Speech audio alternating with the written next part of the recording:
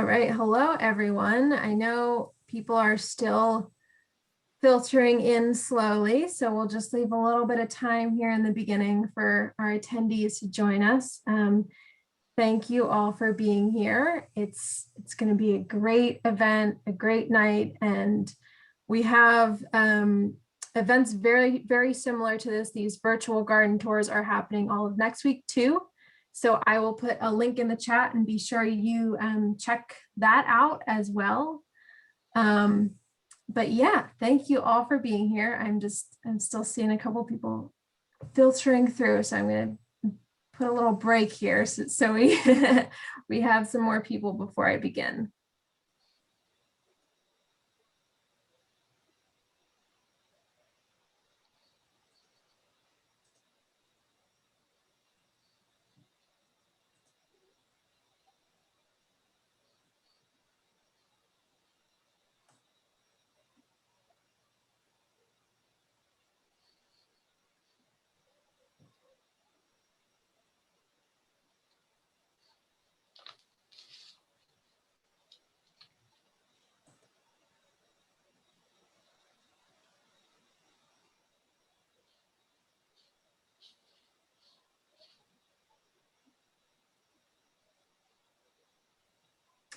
All right, well, we're currently at 16 attendees, it looks like, Alexandra. I know we're expecting quite a few more. Shall we go ahead and get started, or do you want me to hold on a little bit longer? I think we're good to go ahead and get started. Okay, awesome. Well, welcome everyone. Thank you so much for being here. We really are happy to have you here. I'm just going to give a brief little overview of Go Public Gardens Days. And my name is Alexis Bacon. I work at the association and I will be running tech on this event. And Alexandra is our host, as I will call her, for this event. So I'm happy to have her here. But yeah, Go Public Gardens is a great event. Go Public Gardens Days is the annual spring observance of the American Public Gardens Association ongoing Go Public Gardens campaign to drive attention and attendance to botanical gardens and arboreta across North America and the world. Many of the association's 600 plus members across all 50 states, the District of Columbia, Canada, and all around the world join in the celebration with public events and special offers during the week. Hundreds have submitted details about their participation to gopublicgardensdays.org. You can locate gardens in your area at gopublicgardensdays.org or gpgd.info and filter by the types of events being offered by gardens in your area. So that's a brief overview of our Go Public Gardens Days campaign. I did want to mention that you are welcome to turn off the live transcript if you would like. There's a little up arrow next to the CC button, and you can select, let me just see, you can select to hide the subtitle. It's the first option. Another note is if you have any questions, definitely put them in the Q&A. That's the best way for us to answer them. You're welcome to write in the chat whatever you want, but just make sure you put all the questions in the Q&A because we'll have trouble transferring questions from the chat to the Q&A. So that's an important note. But yeah, thank you all for being here. And I think we're ready to get started. Alexandra, if you'd like to take it away. Hey, thanks for joining us, everyone, tonight. I'm excited to share my garden and see all the other gardens this week that are showing off for us. So just a little background about myself really quick. So I work in Norfolk Botanical Garden here in Norfolk, Virginia. I've been here about 7 years. The first 4 years, I was a horticulturalist on site, and then now I oversee our education department, our adult education offerings, volunteers, things like that. So really excited to tell you guys a bit about the garden today. I've got a few videos sprinkled in, and other than that, it's just kind of a broad overview of what we've got here at this garden to get you guys excited to come visit one day. So with that, I love working at this garden, and it's in such an interesting spot. Over here in Virginia, you can see we're right here on the coast. But what I love about this garden in particular is its relation to water. So we're here, if you guys are familiar with where Virginia Beach is, We're actually just right near the mouth of the Chesapeake Bay. So we've got a really nice kind of almost subtropical climate. We're zone 8A here, so we get a lot of variety in what we can grow. And then another thing that makes this garden unique, at least in my eyes, is we're almost completely surrounded by water. We are in Lake Whitehurst. We're just a few miles away, about 2 miles away from the Chesapeake Bay, but we've got this freshwater lake surrounding our garden here. And the only portion that we're actually landlocked on is right next to Norfolk International Airport. So if you guys ever decide to come visit and fly in, you'll see us there. And it's a pretty nice bird's eye view of the garden. So I like that we have all of this variety here, and I'll talk a little more on the wildlife, but we just get such an interesting amount of visitors to the garden of different migratory birds and wildlife, things like that. So I think that's something pretty unique about our garden. And with that, we have 175 acres, so we're a fairly large garden. This is our mission statement here. As you guys can see, we've got a canal running through our garden, which is something that I love. We do boat tours, things like that. And additionally, we have some natural areas, one of them having a lake in it as well, Mirror Lake, which I'll talk a little bit more on later. But with this garden, not only is our location really unique, but I think we have quite an interesting history. We just had our 80th anniversary in 2018, so we've been here quite a while. We've had many different names in this garden. Its history is very well documented with the city of Norfolk, where we are. Thankfully, the records with our local library are pretty thorough, and we have access to those. So this garden actually started, it was an idea in 1935 or so. The Norfolk city manager and a horticulturalist wanted to create a garden that could rival what they had seen in Charleston, South Carolina. And the reason they really wanted to make something comparable to that garden is it was still thriving during the Depression. Then they saw the amount of people that were wanting to visit that place as an escape, a peaceful place, and a beautiful place. And one of the things that they really loved about it was its azaleas that they had. So they wanted to create something like that here in Norfolk. They thought similar climate. It's a hub of activity with the port here, and there's always been kind of a pretty large local population to support a garden. So they thought they'd work to get started on that. And you guys can kind of see here the chunk that they started with, not much going on there, but they were gifted about 75 acres of the city to work with. So the people that actually are, we have to thank for the creation of this garden. There was over 200 African-American women and only about 20 men that helped build this garden, and they were funded by a Works Progress Administration grant. And a lot of the other young men were already tasked with much larger, what were considered more important projects at the time. And so these women worked tirelessly in really intense conditions. They cleared all kinds of brush. There was a very swampy area that the garden was originally built on. So it was really intense work, and they did just a phenomenal job and created something that generations to come have just really come to appreciate. So it took less than a year to start clearing out the areas and ready to plant. And then by 1939, they had planted 4,000 azaleas, 2,000 rhododendrons, and then 7,000 other woody plants. So incredible amount of activity that went into creating this garden. And then by 1941, there was nearly 5,000 azaleas that they had planted. So azaleas were kind of the start of this garden, and they're definitely still a huge portion of our garden today. People coming all over. Just the azaleas are still blooming here. We did kind of pass our peak in my eyes, but we've still got quite a lot in bloom for people to check out. As the garden continued to grow, we had an interesting relationship. The garden at the time was called the Norfolk Municipal Gardens, and we were actually the backdrop for what was known as the International Azalea Festival. And this was a festival that celebrated the members or the member countries of NATO. And they would have these really elaborate, beautiful ceremonies, and they would have the azalea queens. And so there's a lot of really interesting photography on file here about all of that. There's still a NATO festival that takes place in Norfolk each year, in downtown Norfolk. But for a very long time, it took place here at the garden. And then eventually the garden changed hands a few more times and eventually was named Norfolk Botanical Garden. And I believe we've got somewhat of a more inspiring mission nowadays. We want to create a better future, not only a better present.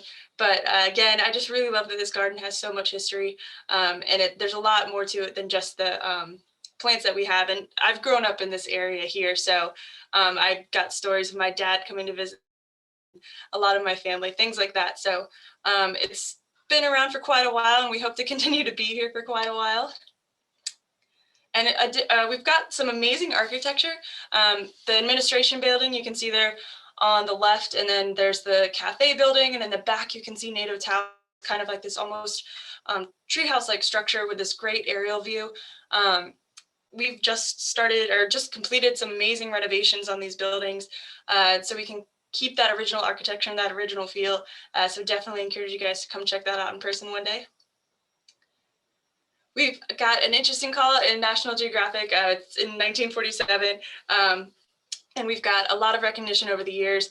But by the 60s or so, they still have amazing records of this. But as you can see, there's lots of things that have been planted out.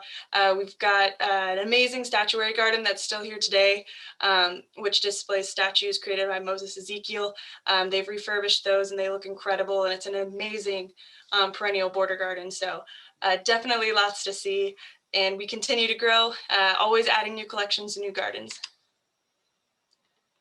So the memorial garden we created, it's over in Mirror Lake, where the original work took place in the garden, and we actually had one of the original WPA workers come out to the garden for the unveiling of a statue in their honor.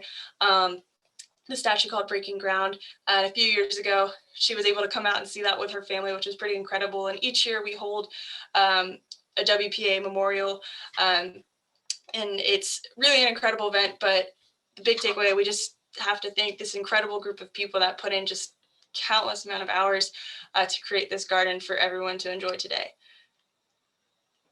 And the statue Breaking Ground is right along the water, surrounded by azaleas with this beautiful lawn leading up to it. So it's definitely one of the more peaceful, serene areas of the garden, a little less hustle and bustle, main activity. But the garden today, I put together a kind of short little video of the garden here in spring, just to kind of showcase and get you guys excited about what it looks like. And obviously it's changing throughout the seasons, but we'll see if we can get that video shared with us right now. Let's see. Alexis, do you want me to stop sharing my screen now? Yeah, that would be great. Yep. Perfect.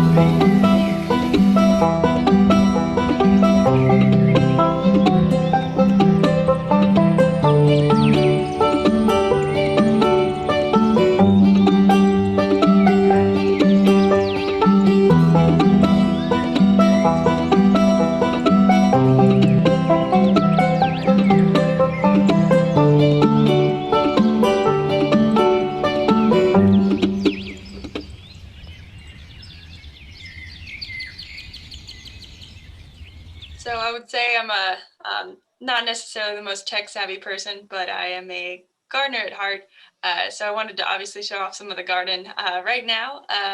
Let's see, we'll get back to the presentation. Looks like we're good to go. So yeah, the garden today, I just want to talk about, some of the great offerings that we currently have for everyone that visits. And like I said, we had just celebrated our 80th anniversary not too long ago. We've got plenty of room, and I felt really lucky to work here during the past year with the pandemic, because we actually were able to stay open the entire time. We did close down our buildings and canceled programming and things like that, but we still left our doors open to the public because there's just so much space. So we did see quite an uptick in visitation over the past year, just people wanting to get outside. So I'm really grateful to have been that kind of refuge for people during the past year. We're not only a large garden in just our acreage, but I feel like we're a pretty large garden with our visitation membership. We're approaching about 15,000 annual members, and we've got about 100 people on staff. Horticulture department is fairly large for us, as well as our amazing visitor services department. And then we have our facilities crew that keeps this place running, and our education team, as well as our great events team. So everyone's a lot of moving parts here. And we have a huge amount of volunteers that we really have to give a massive shout out to as well. There's volunteers that have been, coming here for over 30 years. So we've got a lot of great groups too, including the Navy groups. We're right here with Naval Station Norfolk and all these other great ports, or all these other great military populations, and they do phenomenal work for us when they come to these group events. So we're really, really grateful for our volunteers here as well. For the garden, just day to day, we are open until 7 p.m. During the spring, summer, and most of fall. We've got trams that run every hour throughout the garden, and we've got a cafe and gift shop on site as well. Recently, we've started allowing dogs every Sunday year round. It's been a huge hit. We've got a whole different demographic of people coming into the garden, lots of younger people, and it's a lot of fun if you're in the garden on a Sunday. We also do bike nights, where in the summer people are allowed to come ride their bikes. We have over 12 miles of paved trails. That's not including all of the winding trails that we have throughout all the individual gardens, but we've got lots of space for everyone to spread out. And right now they're currently on pause, but we do offer boat tours in a normal operation. So we do boat tours through the canals in the garden and then out into Lake Whitehurst that we're surrounded by. So we've got a lot of great ways to get people out into the garden exploring. And then again, I just really love that the water plays such an important role here in this garden. Not only the garden, but the surrounding area, the people that live here and grow up here in Norfolk and Virginia Beach. So I think it's kind of like a beautiful complement to our garden. You can see there at the front of our visitor center, we've got Lily, our mermaid. Norfolk is notorious for having these mermaid statues. We're the mermaid city, sprinkled throughout all different businesses and other locations. So we're happy to have one here. We move her throughout the garden, so guests have to continue to go find her. And in terms of gardens, we've got over 60 different classified gardens. This ranges from our Japanese garden to our healing garden. We've got we actually have a grain and hop garden. We started with a local brewery. There's a lot of variety out there. Some are incredibly formal, like our perennial garden. Others are a bit more natural and kind of fun, like Enchanted Forest and whatnot. So there's a lot of variety for you guys to come and explore. We've also got some gardens that focus a lot on art, such as the Statuary Vista, which is a phenomenal perennial garden, but also event space too. So there's a lot for you guys to come see. Just showcasing a few of the gardens, selected gardens, just some of my favorite I wanted to share with you guys. This is our wildflower meadow. We have an amazing senior horticulturalist who just does incredible work. He's gotten 3 blooms during the seasons, usually about 2, depending on the weather, of just seeded annuals. And it's such a huge attraction. And right behind it actually is our butterfly garden and butterfly house. So this is definitely a visitor favorite area. I especially love the October bloom. And right across the road from it to the left, we actually have more of a naturalistic meadow with a lot more native grasses and native wildflowers. It's a perennial meadow. So it's a kind of a good comparison and educational resource too, to see this like nice, highly cultivated one, and then a more natural one on the side. And it's just buzzing with activity. We've got all kinds of pollinators that are constantly fluttering about, as well as a lot of the songbirds that like to pick at the seeds as well. So that's one of my favorite areas. The perennial garden, the Sarah Lee Baker perennial garden is beautiful year-round. Annual beds get changed out. Also an incredible wedding venue too. So this one's right in the center of the garden. Can't miss this one, but definitely a showstopper. This is Statuary Vista. Extends all the way out to the lake. Behind it is a garden called Renaissance Court. You'll see in slides, but this is where we have the Moses Ezekiel statue collection nestled in along the sides there. And it's just a really serene, kind of beautiful waterside area nestled between two forested gardens. So it's further away from the main buildings. It's further away from the children's garden. And it's just a lot quieter. Really an incredibly beautiful garden to explore. And again, it's a perennial garden, so we've got lots of great seasonal interest there as well.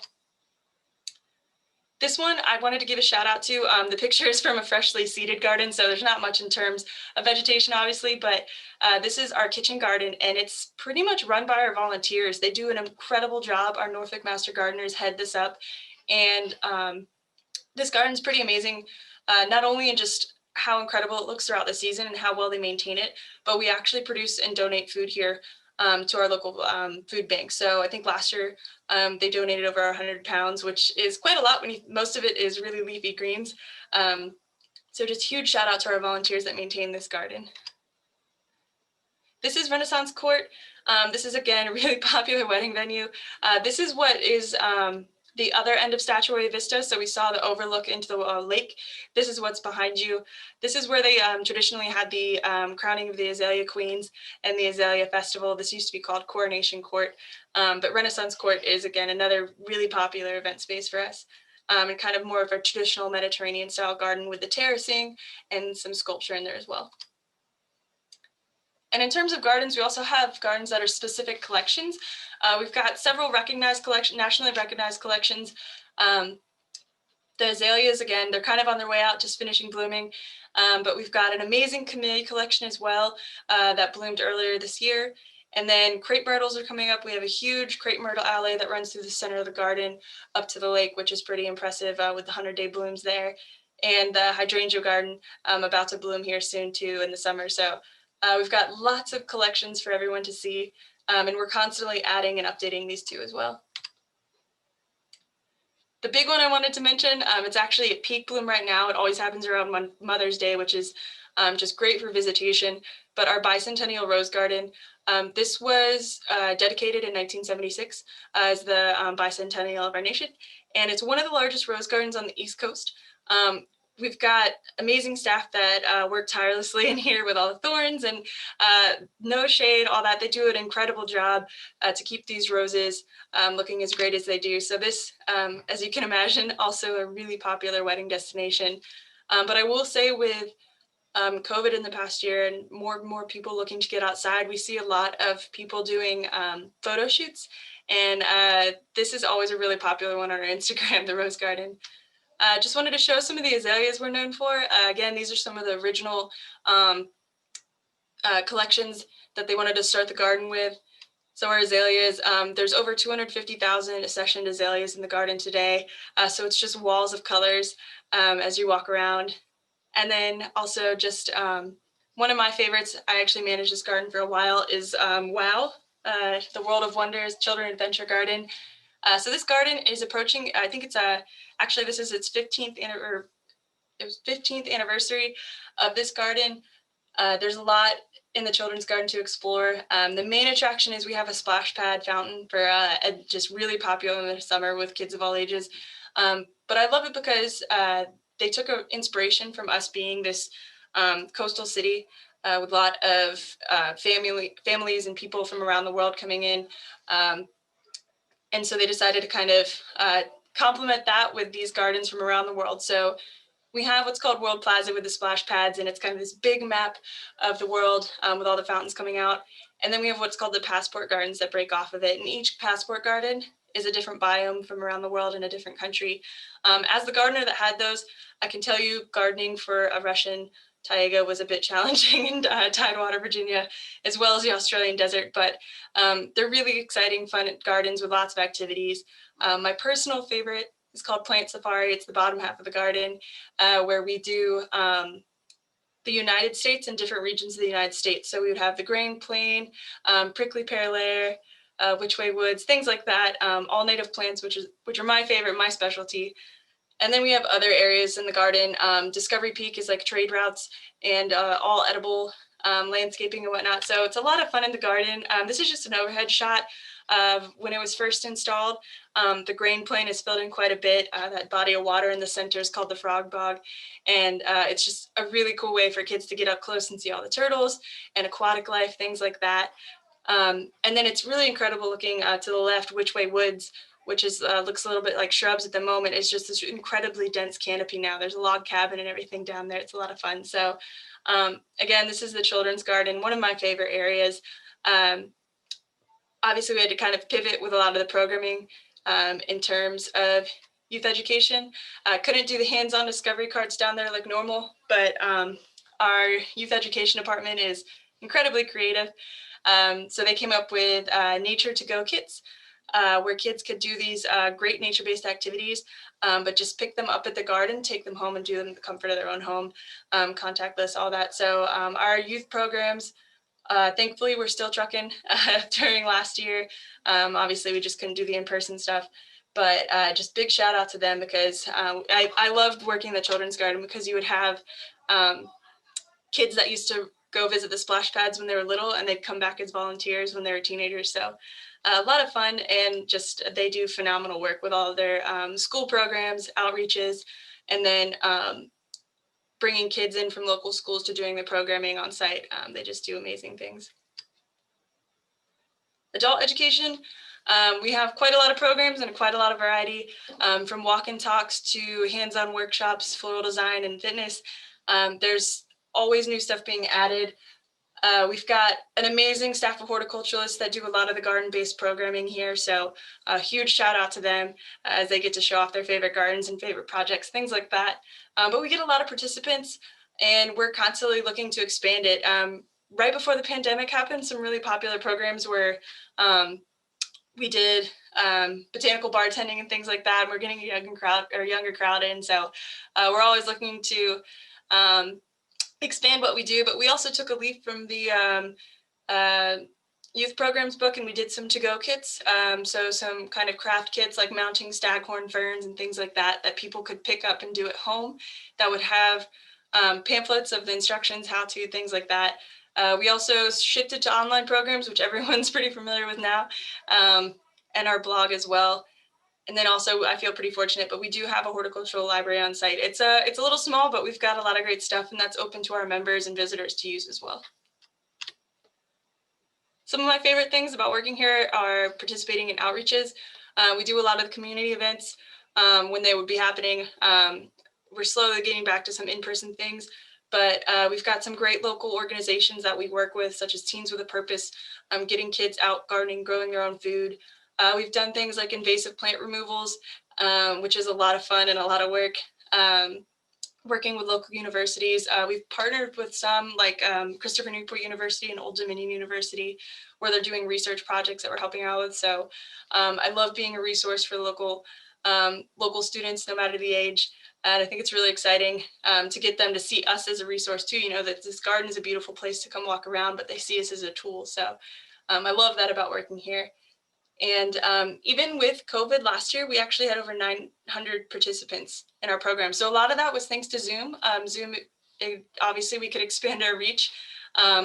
Audiences, no matter where you are, were able to tune in. So it was a bit of a silver lining to last year. Just showcasing, I got to show off our weddings and events team. They obviously bring in a lot of business for us. Weddings are a huge part of the garden here, and it's incredible. I don't know how they do it, but they'll do over 100 per year, and it's constantly increasing with the addition of elopements and all the big ceremonies too. So beautiful backdrop for all of these weddings. and they're magic. They make everyone's dreams come true, and I don't know how they keep it moving so well. Other events that we do, some of my favorites are our butterfly festival. We have a honeybee festival as well. I had to include the picture of the dog. We started doing Barks and Brews before the pandemic, where people could bring their dogs to the garden. And it was a fundraiser for the local SPCA, things like that. So we've got lots of events to get people out here, constantly trying to expand our reach into the community. The one we're most well known for, though, I would say, is our holiday programming. So we do the Garden of Lights, what started as a drive-through option before the pandemic changed into Million Bulb Walk, where you could actually walk through this immersive light experience. It was a 1 mile loop through the garden, and our staff does everything in-house. They're just incredible and creative when it comes to making these displays. So huge shout out to them. Definitely come check it out if you're in the area during the holidays. We have an exhibit coming up that I'm excited about. It's called Washed Assured, Art to Save the Sea. And I know it's been at a few other gardens around the United States, and we're excited to have it here. But this artist takes debris and trash that's collected from our beaches and makes these incredible sculptures. And then there's a lot of educational information paired with it as well. So we've partnered with Chesapeake Bay Foundation, local organization that does incredible environmental work. And I'm just, again, excited to showcase this here. And we have a bunch of great educational programming, which is going to all be offered for free. So Zoom classes, things like that, kids programs. We're really excited to get this message out into the community about protecting our local waters. Some of my favorite areas of the garden are these natural areas. I just wanted to highlight these. We've got incredible scenic trails through just some really great older forested areas. A lot of them kind of go around the lake edges, and it's just really peaceful. The main attractions are the Virginia Native Plant Garden, Enchanted Forest, and Mirror Lake. And Mirror Lake's home to the WPA Memorial. So it's one of the oldest parts of the garden. And it's just these really, there's a lot less traffic, just really serene, beautiful paths to the garden. The Virginia Native Plant Garden's got these incredible boardwalks as well, and just water views. So definitely encourage people to go out there. Another reason I really love these is you have a better chance of seeing some of the incredible wildlife we have here at Norfolk Botanical Garden. So the next few slides are just me oohing and awing about the wonderful critters we found. But again, with us being surrounded by water and only 2 miles from the beach, we get a lot of variety. There's been over 95 species of birds documented. So that includes migratory species passing through, as well as birds that live here year round. Right now, you can see a bunch of osprey in the area because they love catching fish out of the lake. I remember one of my times as a horticulturalist, we had a guest run up to me a little concerned because there was a fish in the middle of our arboretum. So sometimes the osprey drop their lunch at the garden. But again, I just love the amount of birding we have available here. So those natural areas that I just mentioned are great places to kind of post up and keep an eye out. We've got over 35 species of butterflies that have been documented here as well.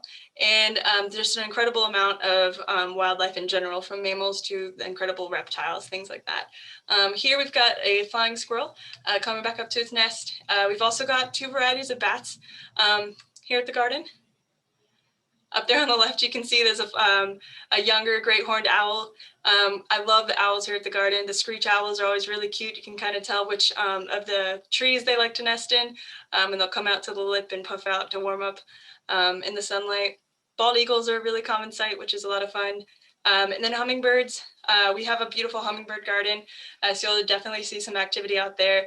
And we actually just installed a bluebird trail thanks to a local Girl Scout. So we've got a lot of bluebird boxes across the garden, and a lot of them are already inhabited. So definitely keep an eye out.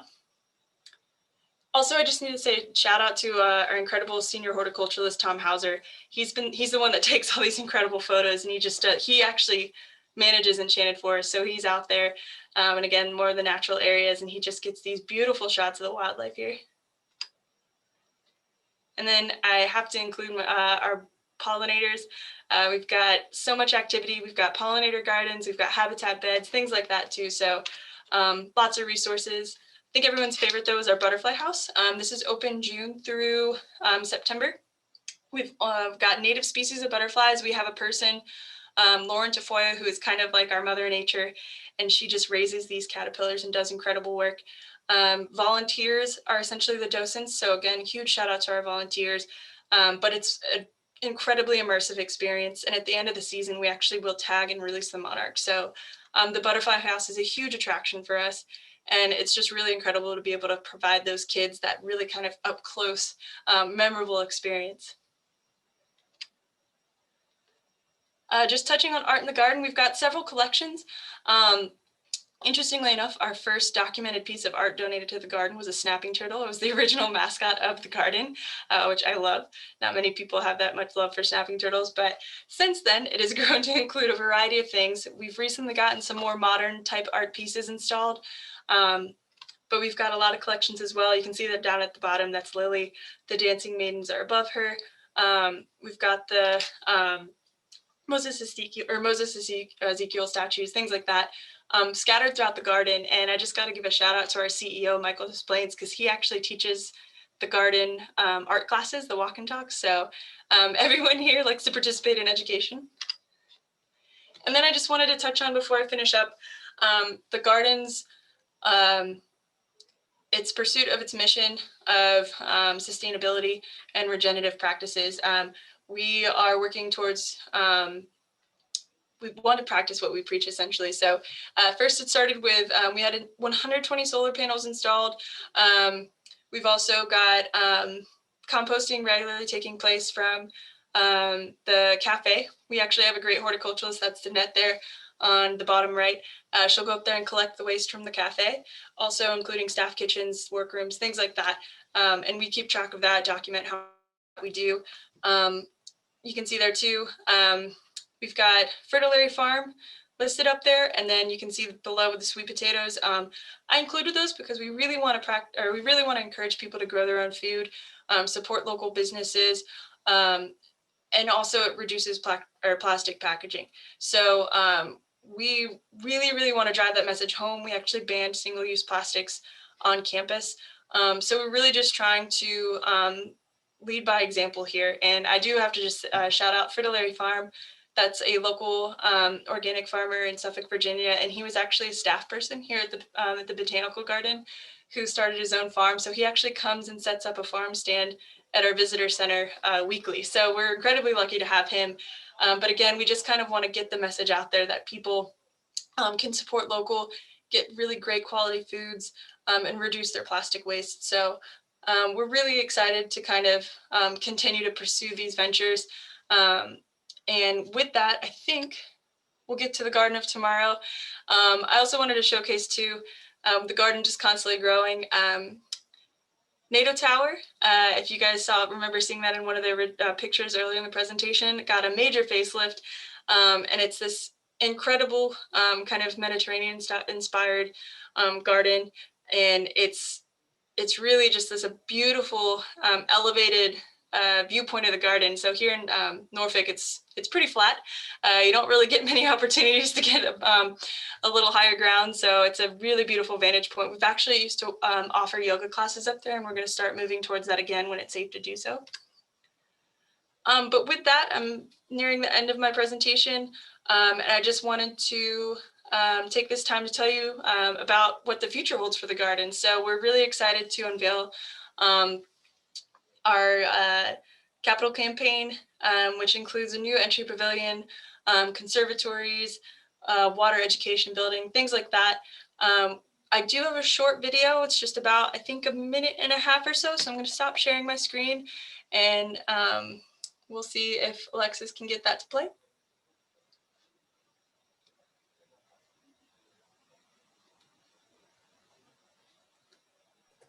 Is it the Garden of Tomorrow one? Yep.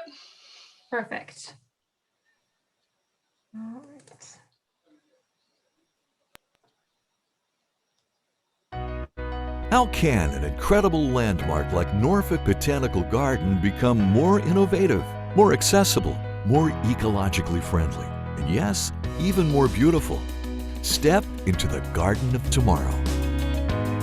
This re-envisioned experience takes advantage of the garden's unique relationship with Earth's most precious resource, water, and capitalizes on the garden's mission to immerse visitors in a world of beauty, lead through environmental action, and inspire through education and connection to nature. We believe water will be the oil of the next generation. Half the world will be dying for fresh water, and half will be facing the effects of sea level rise due to climate change. Since Norfolk Botanical Garden covers 175 acres, surrounded on 3 sides by fresh water, and located across the street from the Chesapeake Bay, we are in the perfect position to assist in research and educating others about nature's most vital resource. Our plans include building a water education center that would also house a state-of-the-art rowing facility, which would combine rowing and learning in one building. Our water education center would include cutting-edge classrooms and allow us to double our educational impact to the ever-growing problem of climate change. It also would serve as a multi-purpose space for meetings and nighttime events, increasing revenue. Local high schools who row on Lake Whitehurst would have permanent storage for their shells, and we could significantly expand rowing programs to low-income and underserved schools in the community. The second innovation of our Garden of Tomorrow campaign is a parking garden, replacing our outdated and undersized parking lot, which holds just 400 vehicles, would be a phenomenon never before seen in coastal Virginia, a literal forest that visitors can park in.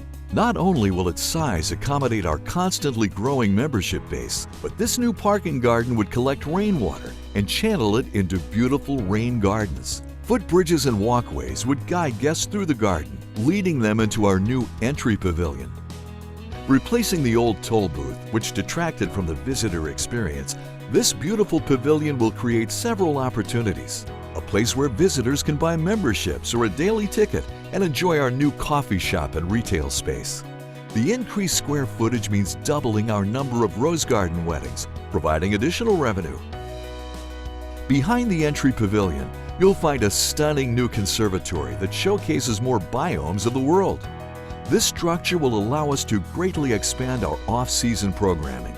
The conservatory will also quadruple our amount of under-glass area for display plants of the world and provide an intimate event space for special occasions, unlike any other in our region. These exciting changes are a chance to take Norfolk Botanical Garden to the next level. We've always been a place where people can get in touch with nature. Now, we're ready to let them touch the future. So yeah, I just wanted to kind of give you guys that sneak peek at what's around the corner here.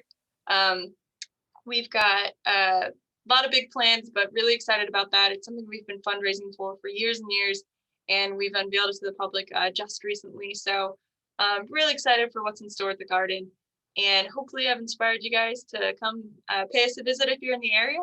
I know I talk fast and I get really excited, but I'm really glad that you guys tuned in today. Also, just want to let you know, if for some reason you are at a layover at Norfolk Botanical Garden, there's actually an entryway, or a layover at Norfolk International Airport. There's actually an entryway that leads you for free directly into Mirror Lake. So if you guys are on a layover passing through, you still have time to come visit us.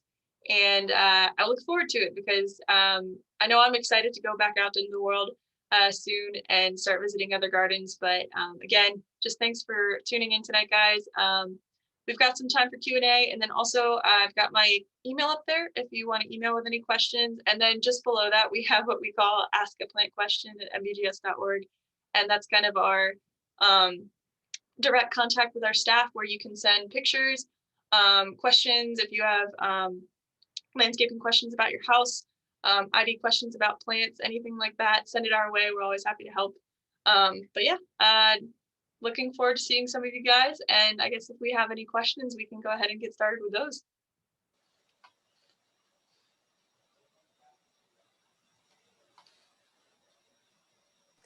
All right, so I am just going to check. I don't think we have any questions in the Q&A right now. So if anyone would like to ask a question, I think we could either unmute you, or you're welcome to put your question in the Q&A. But right now it looks like we don't have any. Oh, we do have a question. Will there be a second plant sale this year? So with our plant sale, that's one of our biggest fundraisers. We just wrapped it up. We've been doing online plant sales this year and last year due to COVID. We're not going to have a second plant sale like that one, but we did offer a fall tree sale. And then what we definitely will be doing that I can say with 100% certainty, we offered in the fall, I call them garden to go kits. And it's something I started with our education department, and they are essentially prefab garden selections. So they are landscape plug trays, and they're plants that I hand selected, native perennials that support a specific type of garden. So we've got a sun kit, which is some great sun perennials that all grow well together. There's a shade kit, partial shade kit. Pollinator Powerhouse is one of my favorites. There's also a hummingbird garden kit, and we've got one also for attracting songbirds, so a lot of seed heavy perennials. We will be doing that in the fall. And so each garden tray you get is 15 landscape plugs, and it comes with all the information on the plants and planting techniques and things like that too. So we're not going to be having another plant sale like our spring plant sale, which is massive, but we will have that in the fall. We might do a tree sale as well. Looks like we have one more. Is there a dig and divine planned for this year? Oh, so Dig and Divide is one of that's one of everyone's favorite classes, where we actually have a horticulturalist. They'll take them out into the garden where they can actually hands-on. They get to learn how to properly divide perennials, and they actually get to take some home with them. And then the horticulturalist will talk on proper care, depending on what that garden is, the type of plant, things like that. It's a really great class. People love. Obviously, they get to take a piece of the garden home with them. We are currently planning our programming for September through December. So with that, we've been venturing into more in-person classes. So that is definitely on the table.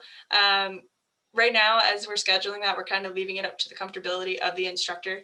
But there are about 3 regular instructors that do that. So I think that it's looking good for the potential of that class happening again.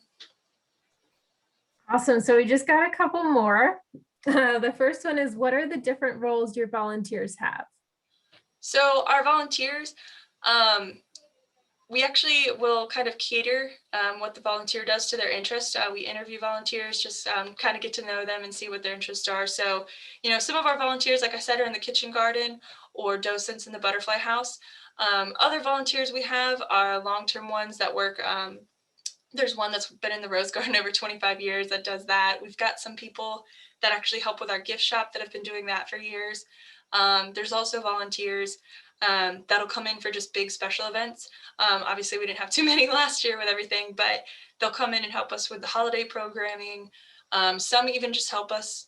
There's a wonderful group of membership mailing ladies, and they come in and they'll just stuff envelopes, and it's kind of a social thing. So we've got quite a bit of volunteer activity, and we're just incredibly grateful for them. Awesome. All right. So there's another question. Will there be a class on making your own wine from the berries that we grow in our backyards? That sounds fun. So I'm not sure about wine, but we actually did do programs with local Old Dominion University professor, Dr. Musselman, and he actually did aperitifs and tinctures and things like that. And he would give you the recipes and you get to try them, even things like elderberry champagne. So we're working towards getting back into more of the culinary and those type of programs, like the botanical bartending and stuff too, basically where you would have your mask off. So those programs are on pause, but hopefully we'll see where the end of the year is, but hopefully next year, fingers crossed, we'll be able to get back to things like that for sure. Awesome. So we have 2 more from Kathleen. She's wondering what guided walks this spring and summer are coming, and are there specifically any evening walks or any walks targeting wildlife sightings? So guided walks for spring and summer. We do azalea walks, and we're just wrapping up those, but we're in the summer, it's more of kind of just seasonal talks. So once a month, we'll have a garden walk and talk for sure, which is kind of just what's in bloom and points of interest throughout the garden. So those, again, once a month all summer. And then there's more specific ones like the butterfly garden walk and talk, or there's actually a bluebird class we're doing, where you'll also be able to go out and walk the bluebird trail, and you'll definitely see sightings with that. But as far as evening wildlife programs go, we just started getting back to these. One of my favorite things we do, and it's a really popular class, we call Owl Prowls, and we have a local rehabber who has been doing this for years, and she actually will bring her educational owls into the classroom, so you can kind of meet them up close. So those are the great horned owls, barred owls, screech owls, and she does an educational program about the owls in the classroom, and then they actually get to go out into the garden. Our tram takes them out deeper into the garden at night with staff and the rehabbers, and then they actually go on the owl prowl, and we let them know areas that the owls are nesting, things like that. So that's the most popular evening one. And we also will occasionally offer with another Old Dominion professor, Tatiana Bova. She studies bats, and we've actually done bat walk and talks in the evening too. So there's a lot of options out there. I think they also do owl prowls specifically targeted towards youth class or youth audiences as well. Awesome. So we have one more question. Alexandra, would you like to type this one out, or do you want me to ask it live? I don't know how much time we have. If you wanted to respond in chat or not. Outdoor theater, just very quickly with that one. We do have local, the Virginia Stage Company. They have done that in the past. I'm not sure if they're going to do it this summer, but I would definitely keep an eye on our mailing list with that and our website. And then I saw a quick one for the boat tours. Waterfowl usually seen, definitely see the eagles, the ospreys. There's a lot of great blue herons, egrets, and then a lot of shorebirds that you'll see passing overhead as well too. So hopefully I got that one quick enough in there so we can get started with the next presentation. Awesome. Perfect. Thanks all for your questions, and feel free to keep them coming in the Q&A, and we can answer by chat if we can't answer live. I'll also throw my email in the chat too, just so if people have direct questions for my presentation. Awesome. Well, thanks so much, Alexandra. I'm not quite sure who is up next. So up next, we have West Virginia Botanic Garden.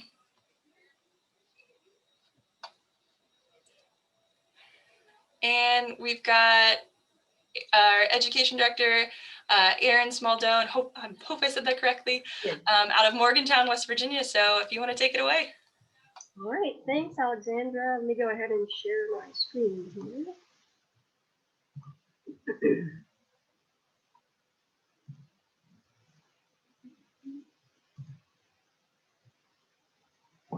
All right. Well, I have to say it's odd not seeing everyone, but I'm assuming people are there. So thanks for coming to listen today and learn about the West Virginia Botanic Garden. A little bit about me. I am the education director here at the garden. My name is Erin Smaldone. I've been here for 12 years, and I'll say that it's been a wonderful pleasure to watch the organization as well as the garden grow over that period of time, because so much has happened in those years, and I'm really excited to see what the future will bring as well. So just a quick overview about where we are. We are located in Morgantown, West Virginia. We're about 9 miles from downtown Morgantown.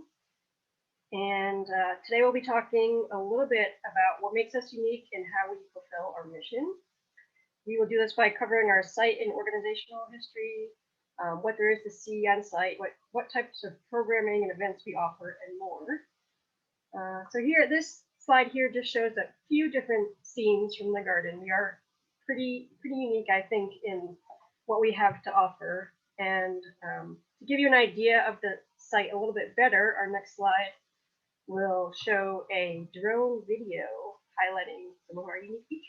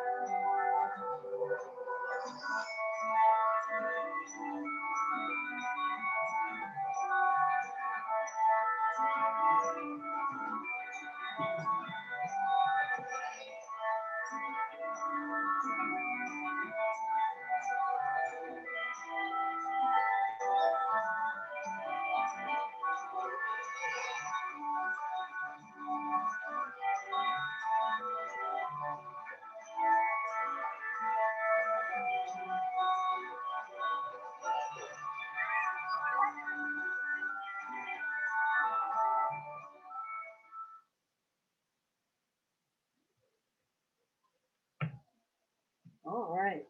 I love watching that video. It's just so beautiful. I love our site so much. Love to see that. And that was just a one moment in time view of some of our site. So a little bit more about us. We have kind of a unique organizational history. Our organization was actually incorporated in 1983. However, we did not have a site at that time. It was just a group of people who were interested in creating a botanic garden somewhere in the state. So they started looking for a good location, and they finally decided that the site of the former Tibbs Run Reservoir in Morgantown was pretty much perfect. So that site was actually still owned by the city of Morgantown at the time, even though the reservoir had been drained and was no longer in use. So this group of people approached the city. They went through some negotiations, and the city decided to lease us the property in 1999 and gave us active management of the company in the year 2000. And so that arrangement has been going ever since, and the plan is that it will go far into the future. Again, our source of funding is a little bit different than a lot of gardens because we're purely nonprofit. We didn't, our site didn't come with an endowment or an estate or anything really.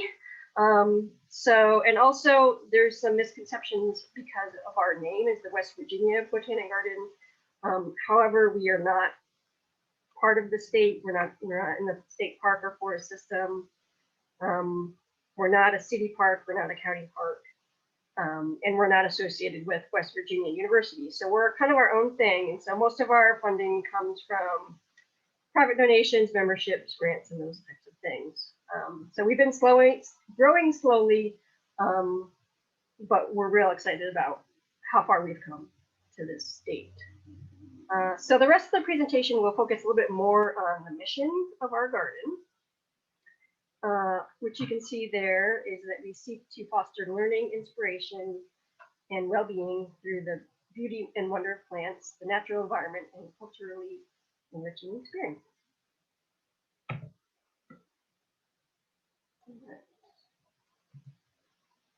So,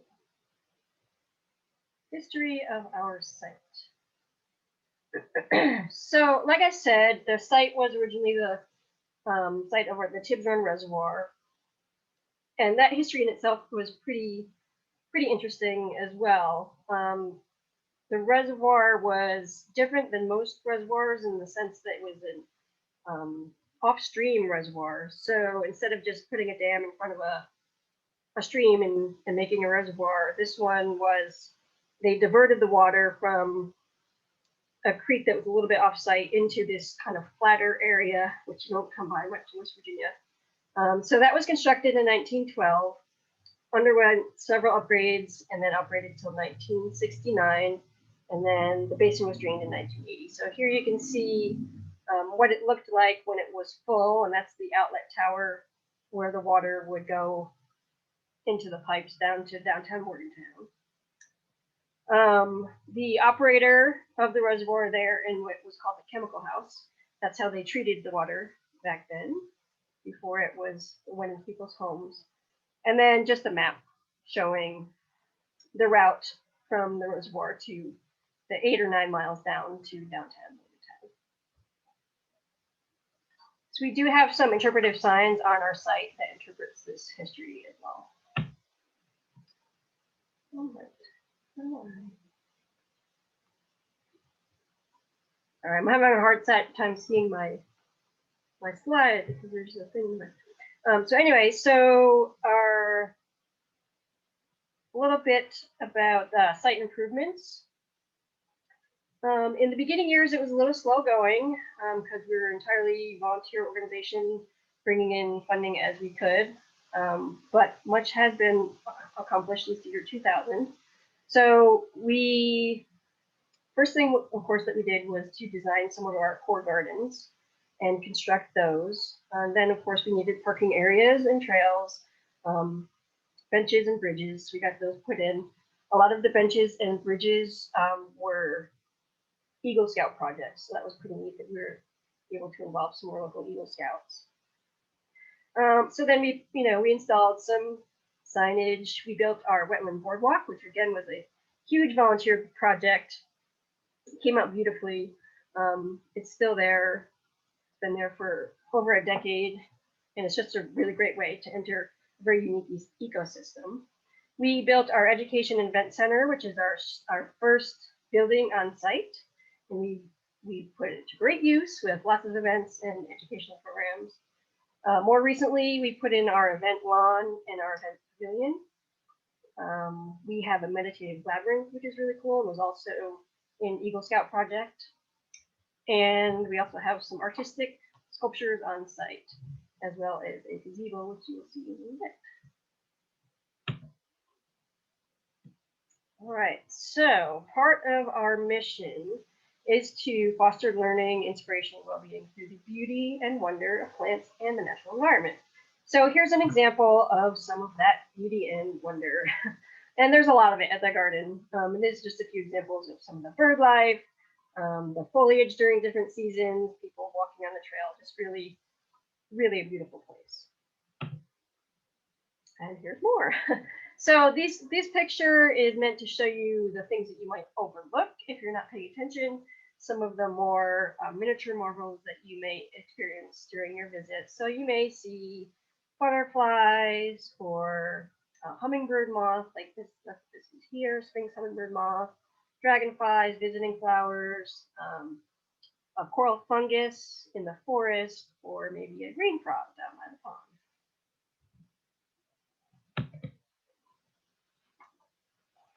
So the name of our organization was actually updated a couple years ago to the West Virginia Botanic Garden at Tibbs Run Preserve. So what is Tibbs Run Preserve? Well, that's the area of our site that isn't really developed at all, other than some trails. And it's really unique because it hasn't been touched for over 100 years. It hasn't been commercially timbered because it was the site of the reservoir. The city took great care to make sure that there's no pollution, nothing happening there that would potentially impact the water quality in the reservoir. So we still manage this site, and it's just really a beautiful area. We have trails going through there. We have native rhododendrons, hemlock trees over 200 years old, massive beech trees, and of course the Tibbs Run Preserve is named after Tibbs Run, which is the creek that runs through it. And this picture is actually showing the former dam where they blocked the water and then they piped it into the reservoir basin. And this is also the location. The only garden we have back there, well, we have two. We have a meditation garden, which is pretty much just a bench, a nice quiet area where you can meditate. And then this is our fairy garden where the children can go in and use natural materials to build fairy houses. So it's a very, very popular area within the preserve. All right, so of course we are a botanic garden. So one thing that we do is provide beautiful gardens for people to learn from and be inspired by. So here are some examples of some of our gardens. This is the gazebo I mentioned earlier, just adjacent to our butterfly garden. This is a view of the Yagle Garden, which is probably our biggest and most vibrant garden that we have. It's just adjacent to the Education and Event Center. This is just another view of the Yagle Garden with some Shasta daisies there. These two photos down here are both of the butterfly garden in different seasons. So this one here is the butterfly garden in spring. And this one here is the butterfly garden in late summer. So you can see how tall some of those plants get. And again, it's a very colorful, very vibrant garden, and it serves its purpose and attracts lots of butterflies. Like I mentioned earlier, we do have some different sculptural pieces in the garden. This is one of them, which is a wind sculpture down in front of the Education and Event Center in part of the Eagle Garden. All right, a few more garden views. Again, the butterfly garden in summer. You can see some of the plants there getting pretty tall back there, but lots of butterfly magnet plants here, as you can see. This central garden here is the George W. Longenecker Shade Garden, named after our original executive director and the man who pretty much had the dream to create this garden and made it happen. So this is one of the first gardens that he designed and installed, and it's really a beautiful garden any time of year. And I would say in spring, it's probably at its peak with all the spring blooming bulbs and just the leaves starting to come, leaf out. And it's a good example of how to create a garden in the shade, because a lot of West Virginia is covered with trees, which is wonderful. So a lot of people have trees surrounding their properties, and they think, well, I can't grow a garden because it's all shady, but you can actually grow a very beautiful garden in the shade. And one of the flowers we do feature in the shade garden is this really amazing yellow lady slipper. Love to see that. That should be blooming any day now, so I'm very excited to go see it. So a few other examples. We do have container gardens on the deck of our Education and Event Center, and those are very beautiful gardens that we plant every year in containers, just to beautify our site, but also to show people an example of how to have a very beautiful garden in a small space. Another view of the walkway in the Eagle Garden in the springtime with some of our very artistic concrete benches there. And another view of one of our sculptures. That's the Queen Bee sculpture that we have overlooking our pollinator garden.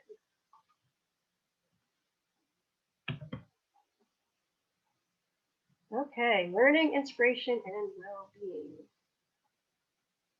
is a big part of our mission, of course. So these are some examples of how we achieve that, and we really connect people to our site. So one thing that we do provide is our trails, and because we're open every day of the year, free of charge, dawn to dusk, people can come at any time and just go for a walk and have that peace and solitude that nature provides. But of course, we have programming to help achieve our mission as well. So some examples here are our wetland amphibian walk, where we have our leader here that bravely goes into our pond and finds our snapping turtle pal and brings her out to show visitors to quite awe and amazement. Part of our wellness programming is our yoga series, which is very well attended. So yoga in the garden, we do that usually once a week in the summer in the evenings, and then for a few weeks in the mornings as well. And then some of our children's programming, we have a workshop here where these gals are planting berry garden container gardens. And then we had a school group come and work on some water quality testing that these gentlemen are working on. All right, so lots of kids programs.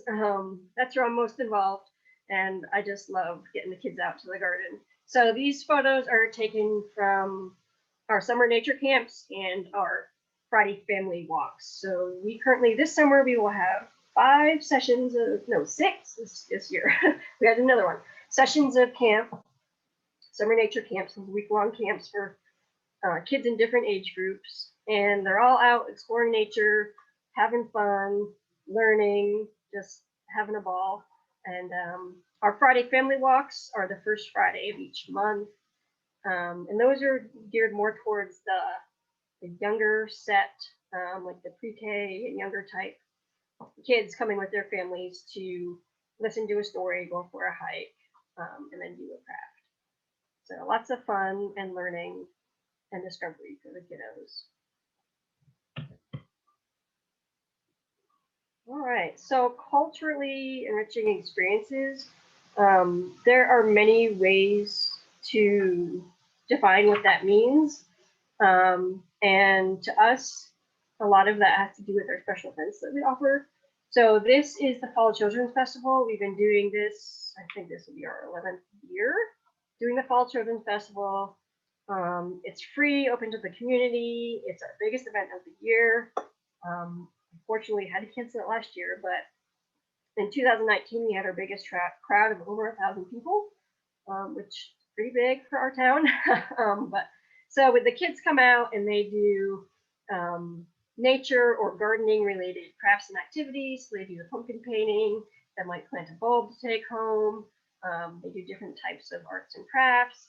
And then one of the highlights is that they get to go back to the fairy garden and build their very own fairy house. So very exciting. And we bring some extra supplies for them on that special day to embellish their fairy houses in the fairy garden. And then we do have special guests at the event as well. And one of the special guests that comes is the Avian Conservation Center of Appalachia. And so they bring their live birds and they give demonstrations with their birds, which is always fun. So a few other events that we offer, we have some other fundraising and community events.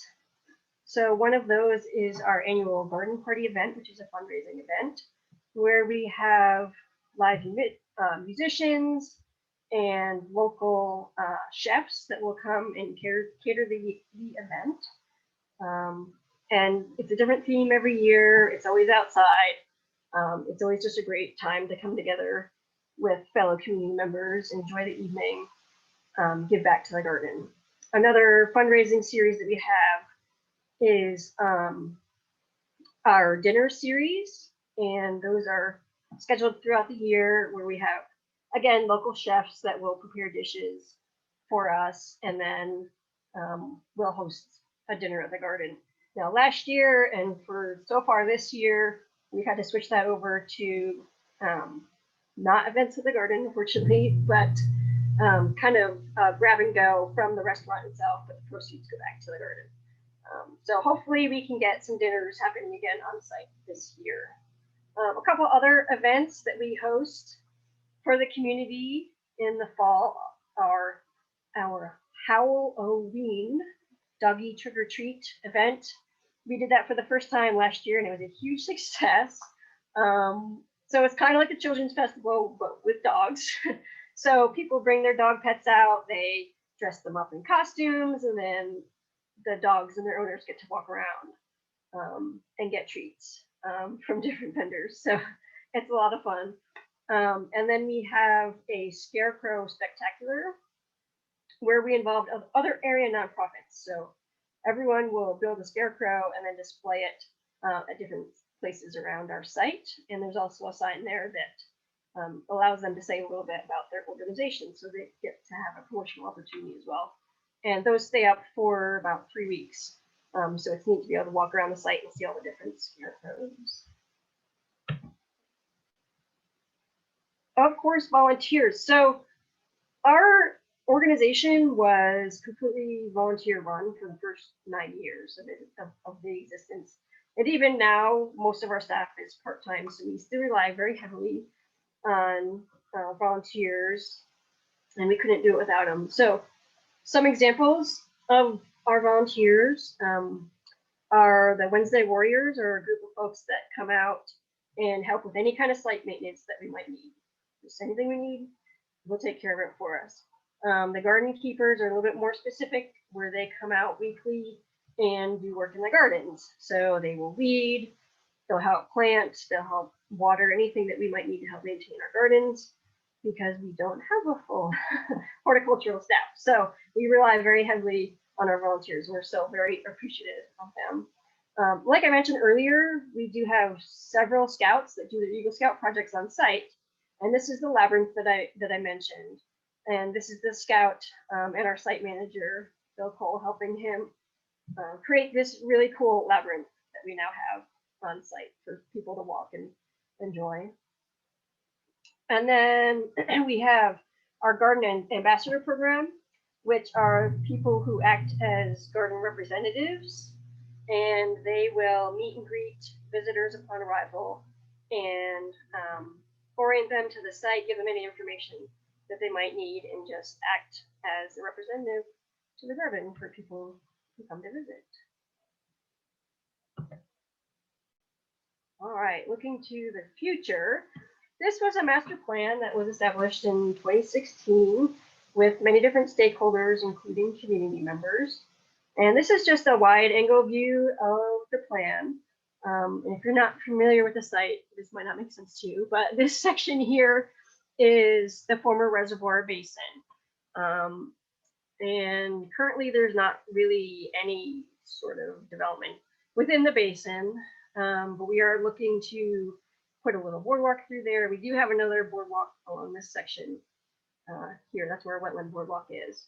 But we're looking to put some more trails in there. And eventually, actually, we're planning to put a children's adventure garden right in this area here. So we're actually going to break ground on that this year, as well as actually this plan has been updated because we are no longer, this will be our new welcome center, but down here, which isn't shown, there's going to be a big building. It will be our new event center, and they're going to break ground on that this year as well. So lots of improvements coming. But one thing I wanted to mention is that this is only about half of our site. The other half of it is over here, and that's the Timberland Preserve. And it's not even on the master plan because we don't plan to really develop it much other than maintaining the trails. All right, so some of the plans starting this year and into the future are the Children's Adventure Garden that I mentioned. I'm very, very excited about that. It's going to be an area where kids can come and play on play structures that are nature-based and also learn. So we've been working on plans for that, and hopefully that'll get started again this year. The 5,000 square foot event center and the wedding garden should be completed by the end of next year. Like I mentioned, a welcome center up near the entrance of the garden, again in a couple of years. So a lot happening in the next few years. And then again, like I mentioned in the master plan, some improvements or changes to the reservoir basin area, and also an observation tower. On top of that outlet tower that I showed you way back in the beginning of the presentation, where they used to bring the water into the pipes down the morning tank. We're going to put a observation tower on top of that. All right, so that concludes my presentation. I really appreciate you all being here and listening, and I'm happy to answer any questions that you might have, and I hope you're able to visit us in person before too long. Thank you. Thank you so much for the presentation. We'll keep an eye here in the Q&A and see if anybody has any questions. I personally say I would love to make a fairy garden. Yes, it's fun. Just checking the chat here. Sure. Not seeing anything popping up in chat. Okay. And looks like the Q&A is clear. Thank you so much for the great presentation. Sure. There's 20. Oh, no, yeah. All right, so I'll go ahead. Our next presenter joining us tonight is Mark Miller from Pittsburgh Botanic Garden. Presentation from Black to Green, the story of Pittsburgh Botanic Garden. So with that, I will pass it over to him. Good to see you. Oh, he's my neighbor. Yeah, we're about an hour up the road from right. You could visit us both on the same day. Yay. Yeah, we have to come visit. Yes. All right.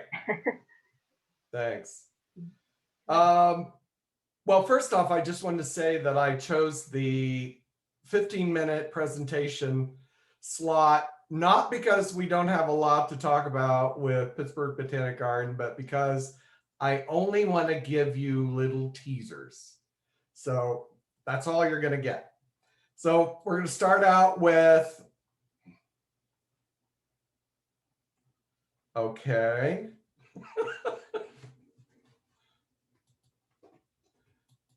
We're going to start out with my PowerPoint.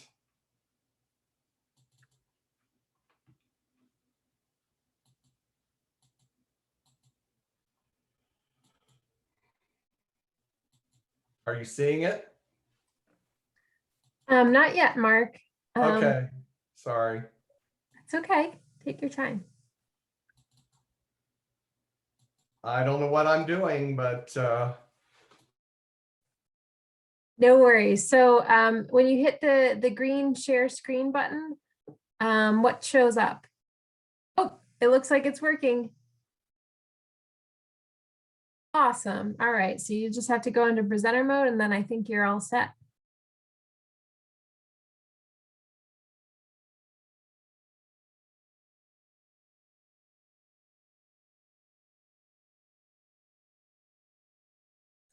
Oh, Mark, it looks like you muted yourself accidentally. Sorry. sorry. I'm the classic boomer that has trouble with technology. Sorry about that. I wanted to concentrate on the history of Pittsburgh Botanic Garden because I think it's quite unique. So that's what I'm going to be showing you in this presentation. So this is where we are. You'll see Pittsburgh there. We are on the west side of Pittsburgh, right next to Settlers Cabin Park. There it is in a different view. You see we're south of the airport. We're really not very far, and yet very quickly coming out of Pittsburgh, you're suddenly in much more wooded, bucolic area. Our mission, which is a little wordy, inspires people to value plants, garden design, and the natural world by cultivating plant collections of the Allegheny Plateau and temperate regions, creating display gardens, conducting educational programs, and conserving the environment. I am the education director at Pittsburgh Botanic Garden, so I will talk a little bit more about some of the education programs we offer later on. So who are we? We have a 460-acre site in Oakdale, PA. We're open to the public year-round. There's approximately 60 acres of what I would call cultivated gardens. We are actively managing those, and 3 miles of paths and trails. But the really key thing that I want to get across is that this land has seen a very long and storied history. Of course, originally there were Native Americans on that land, then European settlers came in the late 1700s. It has been a farm, it was logged, it was shaft mined, and then it was strip mined for coal. So it has seen a really long and storied history, as I say. So I'm going to get into a little bit of that.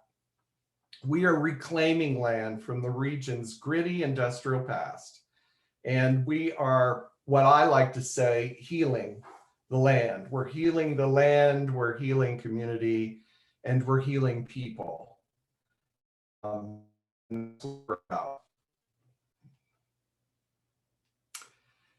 So back in '88, there was an idea to have a public garden for Pittsburgh. We were incorporated.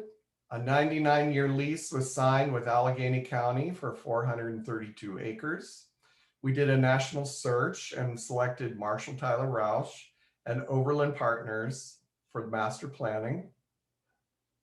In 2002, our first executive director, Greg Nace, was hired. We added a few acres along the way. 2004 was a seminal event because Hurricane Ivan flooded the abandoned mines on the property and released acid mine drainage. So it became very apparent very quickly that we needed to do some major land reclamation. A couple of years later, Pennsylvania state funds did provide $5 million for infrastructure improvements. And we began the reclamation of the former coal mine not long after that. 2011, first plantings take place. We added a few more acres. We renovated an 1870s barn from when the land was a farm. And there was a reconstruction of an 1850s farmhouse. So we didn't officially open until April 1st, 2015. So we're a fairly new garden. We've only been around for 6 years, open to the public. In 2016, Keith Kaiser was hired as our executive director, and he is there now. We have a living collections policy that was approved by our board. We have a very active board, which is very helpful. 2019, we added the Hillside Pollinator Garden. I'll show you some examples or slides of that. Garden of the Five Senses opened in July last year. And this year, on our 6th anniversary, April 1st, we opened our new Welcome Center. So it's all brand new and spanking sparkly, and it looks great. In a 5-year period between 15 and 20, around 15,000 trees were planted as part of Pittsburgh Botanic Gardens land reclamation, which is significant.